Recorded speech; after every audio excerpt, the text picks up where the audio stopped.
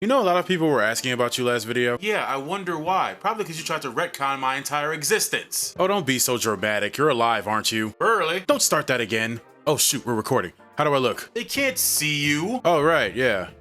When it comes to the Hell House LLC series, I am no stranger, especially when it comes to the first 3 films. And while I have watched the Carmichael Manor before, I've only seen it once, so I don't really remember much. Don't know if that's a good or bad thing. I do remember this being a better watch compared to the last 2 in the franchise. It sucks to say, but Hell House 2 and 3 were not as good as I remember them being. I think it was maybe the fact that I watched all 3 for the first time on the same day, so it left a bigger impression on me. But rewatches have kind of shown that the first film is still the strongest one so far. But today that might change. So let's see what Hell House LLC Origins, the Carmichael Manor, has in store for us. Let's get into it. We start off with a decent amount of exposition, watching the interviews of a man named Bradley and a woman named Alicia. Now, the Carmichael Manor, located in Rockland County, New York, was huge. Owned by a very rich and successful family, the aforementioned Carmichaels. This place was like way off the radar, way deep in the woods and miles of driving to get to it. I honestly never saw the appeal to houses like this. It's always the houses that are way deep in the woods that bad shit happens to. Prime example, murder! Catherine and Eleanor Carmichael were both found murdered in an extremely violent manner, while also in a manor. Ah, I get it. And guess what month this happened in? Wasn't fucking July, that's for sure. October, when all the fun things happen, like mysterious disappearances and homicide. My favorite. They suspected the father Arthur and also their son Patrick Carmichael. You'll recognize his name from being mentioned in Hell House 2. They have both been missing for over 30 years. Completely vanished, no trace at all. Now the father is more so suspected of the crime because there was heavy snowfall at the time and only one set of footprints were seen leaving the house, and none were coming towards it. This is already getting juicy. And also because Patrick had only had the use of one of his arms. Because earlier that year, he had got into a car accident that unfortunately killed his older sister Margaret. After all the events of that year, rumors, opinions, conspiracy theories, all kinds of stuff were being speculated about the Carmichael Manor. I mean, how could it not? An extremely wealthy family who lived out in the middle of nowhere, half of them being murdered and the other half vanishing without a trace. The Reddit stories are writing themselves. And you already know people were going crazy with the ghost stories. You don't get a story like this without ghouls and goblins being involved. I mean, well, you do, but then it would be another episode of Law and Order.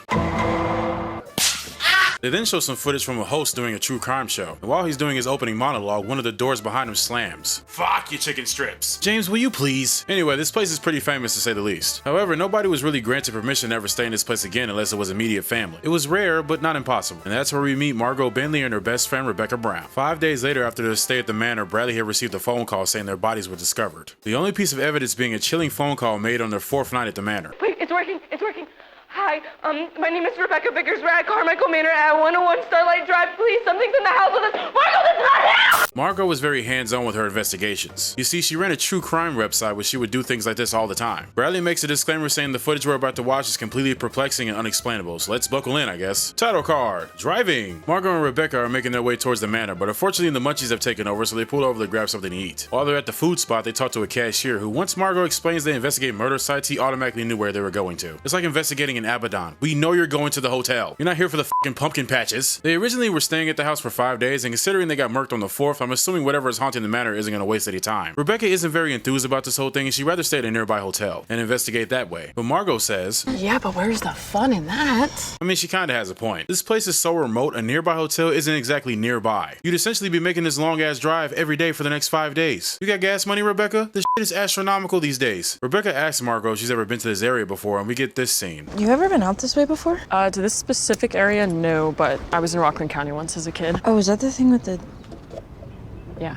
I wonder what that's about. Anyway, getting lost and not being able to read a map aside, that honestly would be me. I rely too much on GPS. They finally make it to the manor, and the door is wide open. When is that not a bad sign? They head inside, and a man named Donald comes around the corner to greet them. Margot had spoke to him last week about staying in the manor. Also, my mistake earlier, I said Rebecca was her best friend. I meant to say girlfriend. Okay, Margot, I see you. I wasn't familiar with your game, pardon me. Seeing a portrait on the wall of a family that was murdered would never not be creepy. Also, this looks terrible. It looks like someone just learned how to use Photoshop today. Why does the girl to the left look like she's doing an Instagram shoot? But we've had a bit of a hard time getting companies to come out this far. The house is pretty remote, and of course, by now, everyone knows. Knows what?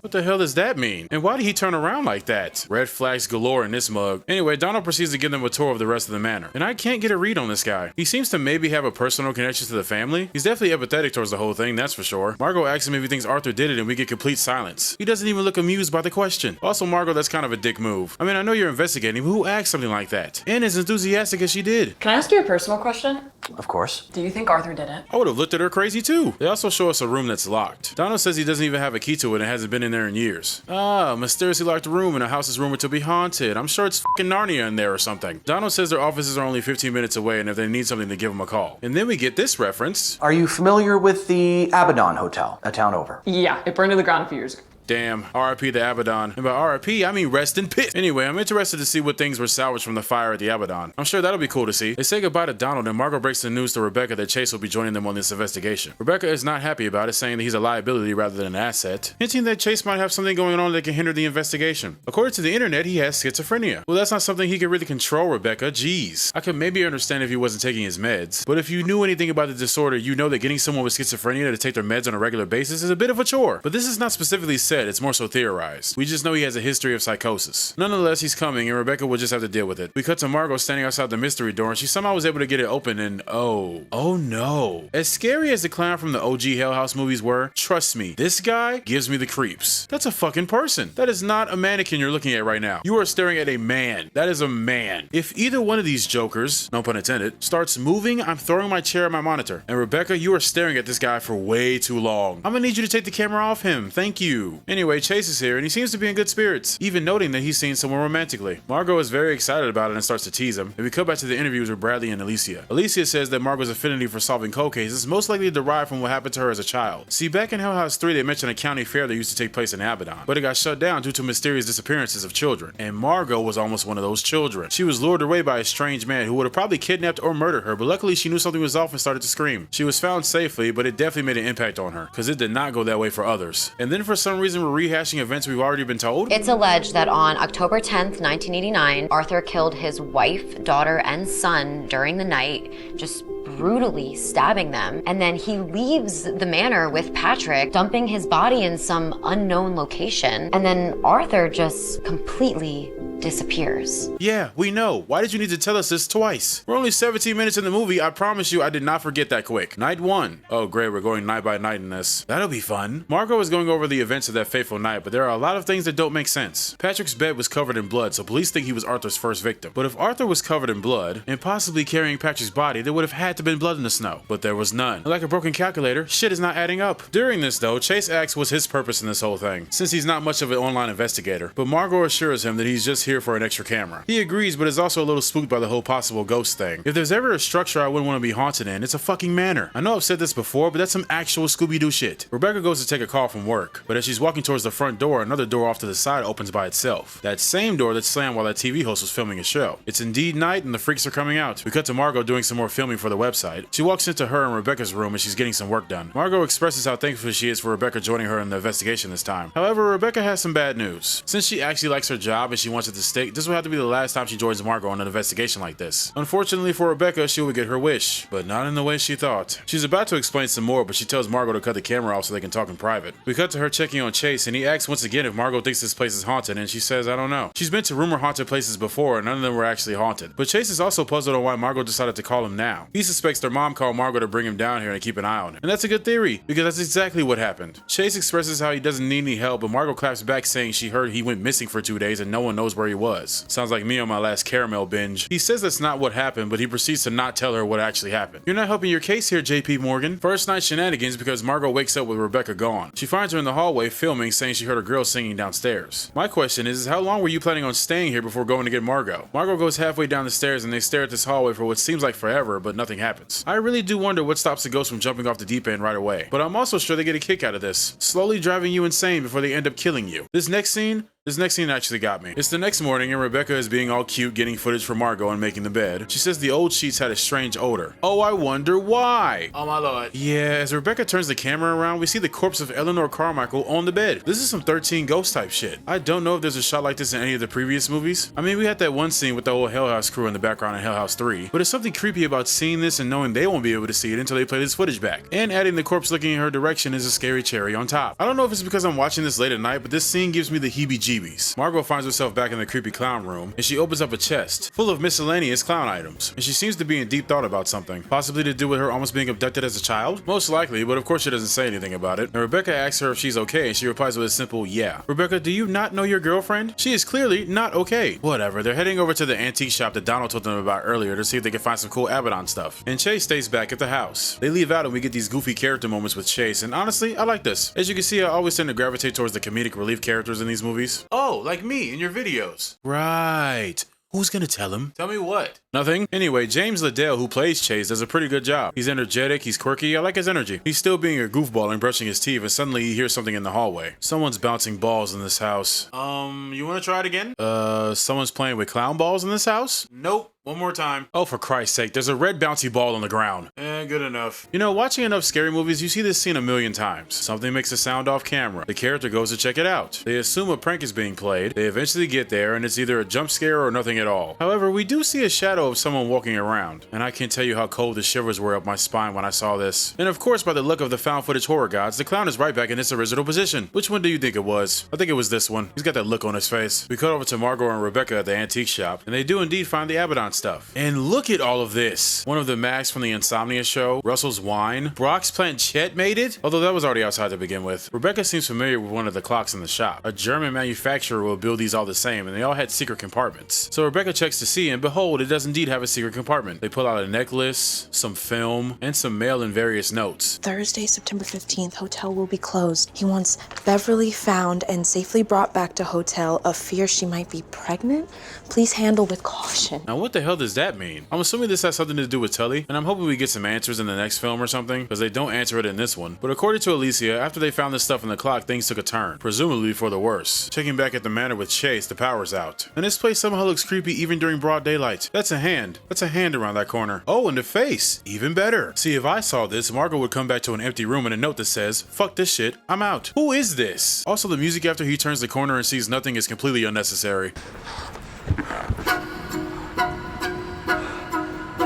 It kind of ruins the moment in my opinion. He shows the footage to Margot and Rebecca when they get home. Rebecca seems creeped out and Margot seems to have suspected as such. Listen, seeing a ghost is not completely unbelievable. Maybe you saw something in the corner of your eye, or maybe you heard a strange noise. But seeing a physical person clear as day is way out of my realm of expertise. I mean, that's a person. You can make it out. We saw someone who is dead, and yet we're still here? Yet we haven't started packing? Now what's even more mind-boggling is that the film they found in the clock, which has been there the entire fucking time by the way, contains footage of the Carmichaels. Why? I mean, it honestly kind of makes sense because all of the footage from the early Abaddon days were in the basement, as were those tapes that Mitchell and the gang found in Hell House 2. But why would Tully have footage of the Carmichaels in this clock? Patrick was a part of the cult, I get that, but it just seems so random to me. Unless Patrick was the one who put it there. Sadly, by the time Bradley had this footage developed, Margot had been dead for several days. Damn, that's unfortunate. Also, that was Margaret's ghost earlier. Let me explain. Catherine is behind the camera as she gets scared by Margaret and Patrick. And she was wearing the exact same mask and was in the exact same position that Chase saw earlier. Also, they died in 1989. Why does this look like it was filmed in 1939? Yes, the 80s, so it's gonna look old, but this looks like an entirely different era. Side note, this was the last time Margaret was seen alive before the crash. Eerie. Night 2, Electric Boogaloo. When they return, the most common side effect is bleeding from the face. Turn from where? Rebecca's question is valid. Where are they returning from and who exactly is they? The lights go on and they cut back on and oh my god! Oh, it's just Rebecca. I honestly thought that was a spirit at first and it scared the hell out of me. They head towards that little room that's to the side of the front entrance as an attempt to get to the breakers, but unfortunately the door is locked. However, the lights end up cutting back on anyway. God, I was not about to stay here without any power. Yeah, sorry about that. Donald said that might happen. Yep, and sometimes I leave haunted houses and never come back. My fight or flight said that might happen. Margot stops mid-sentence and someone's playing with balls again. You seriously have to start wording things better. Now the thing is, Margot and Rebecca seem okay. Like, strangely okay. In fact, Chase is the first one to speak up. He pulls Rebecca to the side the next morning. And that if she feels uncomfortable and things become too much and they need to leave sooner than expected, that he'll have her back. Really just self-projecting his own feelings about the place, which I kinda get. Maybe she'll listen to Rebecca faster than she would Chase. But if I were him, I would just straight up go to Margot and say, I gotta dip. It's already becoming too much. And according to Alicia, it's only about to get worse. We cut to footage pulled from Rebecca's computer. As she's having an important meeting with a client, I believe. Bad connection aside, she starts showing this lady some pictures of her property for her presentation. And right in the middle, we get flashed a picture of the Abaddon Hotel. Oh yeah, that's perfectly normal. By the way, fuck you, Tully. Who is still pulling the strings, by the way? Did Russell not do his job correctly? We should have burned down the Carmichael Manor too, low-key. Same day as the Abaddon. Kill two birds with one stone. Okay, so slight hiccup, nothing to worry about. Let's move on to the next property. Oh boy. That's the Carmichael Manor. And at first it just seems like random photos of the place. And then it starts to go upstairs. And we see Rebecca sitting in the very chair she's sitting in right now. Now before we get to the scary part, I just want to say I don't remember this scene at all. So it caught me by surprise. And even worse, why does Rebecca keep clicking through this slideshow? There is someone behind you. Who in the fizzle sticks is that? Holy shit. That is genuinely unsettling. Also, her breath must stank. Anyway, both Rebecca and her client scream and the call cuts. Now Margot's character so far has been inoffensive. I haven't hated or loved her. She's just fine. She has enough charisma to not be a walking piece of cardboard, but I've changed my opinion. I hate her. Rebecca is clearly upset and is trying to explain to her that something is wrong here and that she wants to leave. Understandably so. And Margot is completely dismissive of her emotions. Margot, you're in the wrong. You have no right to be mad at Rebecca right now. If my loved one came to me and said, hey babe, I'm scared out of my mind and possibly don't have a job anymore. Can you please leave this spooky ass haunted ass house, please? You think my response would be, so what you're telling me is you hate me. We could be homeless. And you're upset because we can't play Marco Polo with demons? Like I said, Rebecca is right. And while it's nice to have a hobby that you love and are passionate about, it's not making us any money. I'd understand if you were making bank off YouTube, but you're not. So if I don't have a job and you don't have a job, how the fuck are we supposed to pay rent? Oh wait, don't tell me. Imagination. Rebecca starts packing and Margot tells Chase to turn the camera off and give them some privacy. We cut to Rebecca on the porch enjoying some tea and... One more night, then we leave in the morning. No, we need to leave tonight. God, I love psych. But seriously though, we should leave tonight. The sun was still out while you guys were arguing. We could have made decent time by now. Night 3. Also, they die on night 4, so Lord knows what possessed them to stay another day. But tonight, things are getting active. Margot is still looking through the notes from the clock, and it's mostly just pics of the hotel besides one. It's a picture of those 2 mannequins. 3 mannequins. What? There's 3 mannequins upstairs. Wait, huh? 3? Where? Where did you see 3? I sure didn't see 3. Who the fuck is in my house? In the middle of our street? I'm sure not beating those Onk allegations. Now, Margot makes the realization that this house is connected to the Abaddon Hotel, which once again confuses me because I also wonder if the Hell House 2 footage was ever released to the public. Because if they had watched that, they would know that, duh, Patrick Carmichael was the one who told the police about the hidden stuff in the fridges. Patrick Carmichael, the same Carmichael whose house you're in right now. No time for that because someone's upstairs hitting the call button. It's a button they would use to call down to the kitchen, you know, rich people shit. And you wouldn't believe whose room it's coming from. It says Patrick. Shocker. Chase and Margot check it out while Rebecca stays downstairs. They get up there and a light is on in the room, which wasn't on before. They turn the corner and we got this clown standing right here, pun intended. I'm gonna be honest though, these last couple of sequences have genuinely been scaring me. What happened? I take a week off and all of a sudden I've turned into Weenie Hut Jr.? Chase goes to touch it and it's just a dummy. You know, my mom would always yell at me about losing things, and when I said I didn't know what happened to it, she would always respond with, well, did it grow legs and walk away? Exhibit B. What happened to Exhibit A? It might be because I don't have these jump scares memorized. I've only seen this movie once, so all of this is damn near new to me. We check back in with Rebecca and that damn door opens again. Rebecca is seriously scared. I'm talking crying. Yet somehow she's brave enough to walk towards this and go inside. I don't know, seems pretty normal. God, fucking clowns! Rebecca screams and Chase and Margot run downstairs. Margot asks what happened and she points at the closet. That's not in the position she found it in. Semantics. We cut to Chase talking to Margot about those 2 days he disappeared. And according to him, he was trying to help a little girl. She said that she had lost her mom and that she couldn't find her. She also said they were staying in a hotel. A hotel, you say? I wonder which one. But then the little girl said something to him that only made sense the next day. The little girl told Chase, Go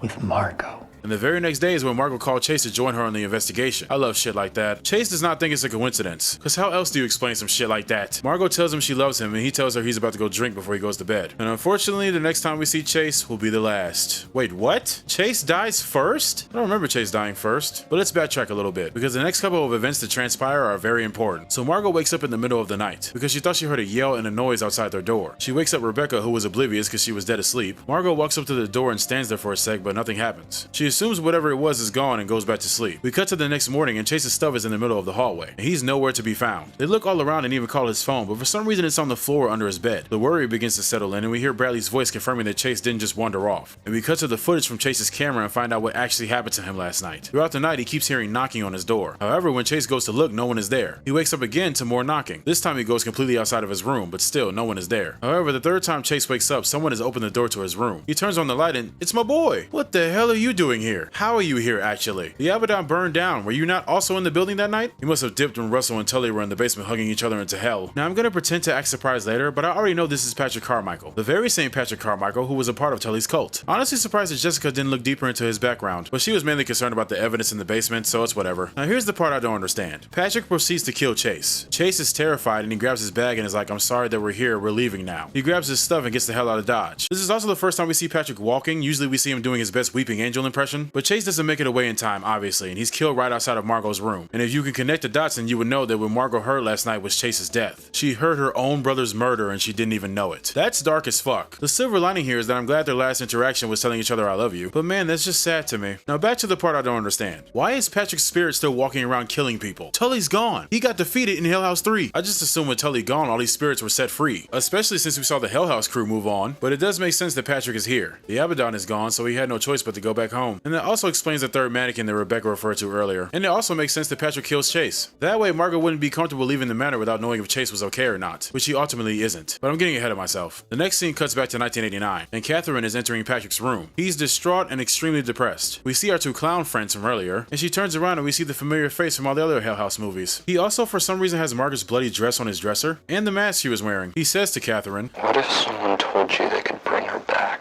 And my theory is that Tully might have told Patrick there was a way to bring his sister back from the dead. Obviously lying, because if she did come back, she definitely wouldn't be the same Margaret they know and loved. We also see the same chest that Margot went into earlier. Patrick stops Catherine from looking any further and tells her to leave. And we see her give him the cross necklace, the same one they found in the clock. So what can we gather from this? Well, maybe Patrick isn't completely gone? Otherwise, why would he have kept this? I'm assuming he's the one that hid it there. I also wonder how Patrick died. Was his father actually the one who did it? Or are the roles reversed? Many questions. Anyway, Patrick goes out for a walk, so Catherine takes the opportunity to sneak into his room. However, while she's looking in his chest, we see the camera glitch, and our three clown friends are staring directly at her through the mirror. Actually a pretty sick shot. She doesn't notice this, of course, but she's able to grab a piece of paper before closing the trunk and leaving. We cut to her in her room, and what she grabbed was sheet music. Sheet music? Oh.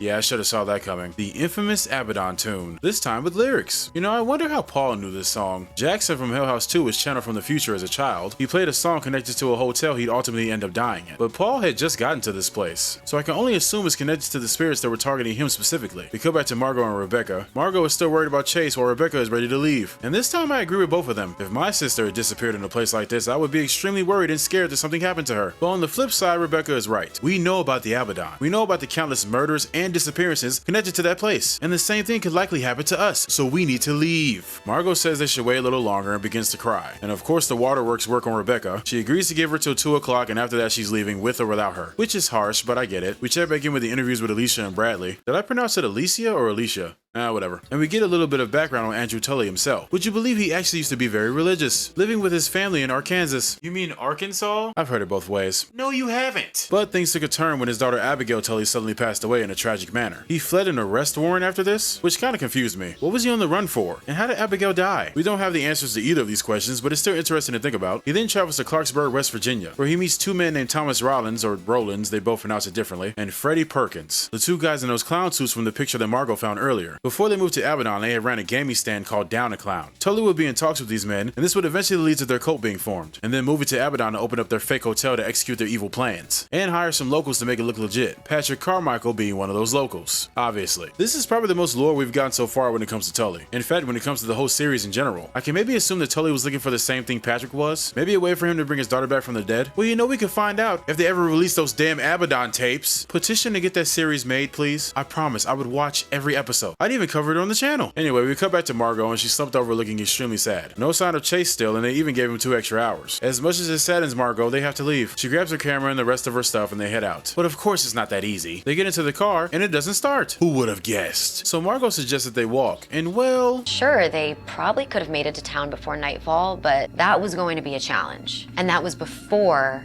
they saw what they saw. What the hell does that mean? I guess we're about to find out. The walk for the first couple of hours is normal-ish, until they hear screaming in the woods. And from the sound of it, it's a woman's scream. No idea, but they start speed walking, and we get to an interesting sight. Number 1, there's a hearse out here. And number 2, there's a total car out here as well. Is this possibly the car that Patrick and Margaret crashed in? But no time for that because Rebecca sees something. Margot turns the camera and, oh, you gotta be kidding me. It's these niggas again? Russell, what was your purpose? You had one job. Or can these things just attach themselves to whatever haunted piece of land they want to? Unless the Carmichael Manor also has a portal to hell in their basement. Seeing this, Margot and Rebecca have no choice but to turn around and run. They hear the screaming again, and Rebecca almost gives up, but Margot grabs her hand and they continue to book it. They make it back to the manor and go up to their room. They also get into a small fight before Margot gets a text from Chase on her phone. He says, "Hi, I made some new friends. They want to meet you." Margot's dumbass tells them to come to her room and someone knocks. You know, I feel like this would have been creepier if we heard Chase's voice behind the door. We already know they can mimic voices like they did back in Hell House 2. It would give Margot a false sense of security thinking her brother is on the other side of the door, when indeed he is not. She goes to check it out and the door bursts open by itself. No one's there. She then receives another text saying, "They're in the room with you now." Oh great, tell them they can stay while we leave. Rebecca has the same idea and she drops the camera and runs downstairs. Margot grabs it off the bed and goes after her. They huddle in the car together crying and the scene cuts. And we're back in 1989. Patrick is coming up the stairs from just being released from jail. Catherine is confused and also asks if he heard anything about the Abaddon. Everyone is dead. This was right after they committed their mass suicide. Patrick says they're not dead, they simply just crossed over. Whatever the hell that means. She goes to leave his room because he's upset that she's filming him again. But as she's turning the corner, she hears someone whisper her name behind her. And we see Margaret's spirit standing at the end of the hallway. Catherine screams and a light goes out and the scene cuts. Now it's important to note that Patrick's arm is completely healed. And he seemed to be in good spirits. It seems he finally realized his purpose. Also, the night of this conversation happening is the last time Catherine was seen alive. Or any of the Carmichaels for that matter. We cut to her hiding in her room. She then points the camera outside of the room. And Sonic the Hedgehog with a hood on is speedwalking his happy-go-lucky murderous ass to the hallway. Catherine gets scared and goes to hide in her closet. But unfortunately for her, she is not alone. We hear a distorted voice call her name, as we see Margaret's spirit on the ground get up and go towards her. And she's most likely murdered. Back with Margot and Rebecca, her car turns on and the horn starts beeping over and over. Also, the brights are flashing as well. And Tales from the Hood is back, and this time he has even more friends than before. Well, back into the house it is. Goddamn bouncing balls. I